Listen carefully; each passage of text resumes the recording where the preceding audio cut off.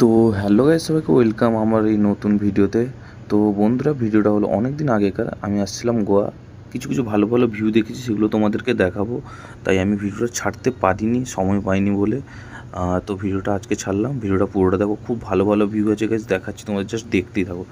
এই যে দেখছো গাইস, ভিউটা অসাধারণ। পাহাড়ের মধ্য থেকে ট্রেন যাচ্ছিলো, পাহাড়ের পুরো মাঝখান দিয়ে গাইস। খুবই অসাধারণ ভিউ ছিল। জাস্ট মানে এক কথা বলবো, যে চোখে দেখবে সামনাসামনি না, সেই বলবে আর কি। তাই তোমাদের কাছে একটু একটু কিছু শেয়ার করছি। নিশ্চয়ই লাইক কমেন্ট শেয়ারটা করবে, আর যে ফলো করে ফলোও করে নেবে।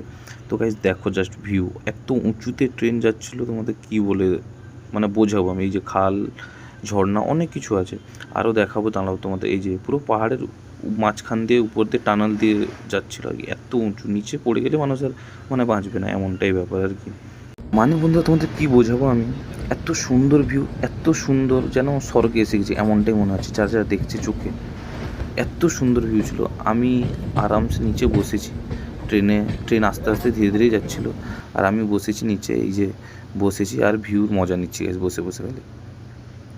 যে বন্ধুরা এটা দেখছো, এটা হলো দুধসাগর, ঠিক আছে। ঝর্ণা সাইড দিয়ে একদম আমরা এলাম, আর এখানে বৃষ্টির সময় একদম জলটা একদম ট্রেনের মধ্যে ছিটে আসে। তো বন্ধুরা, ভিডিওটা এইটুকুই ছিল। আবার দেখা হচ্ছে পরের ভিডিওতে। এইভাবে সাপোর্ট করতে থাকো, ফলো করতে থাকো। আবার দেখা হবে গাইস।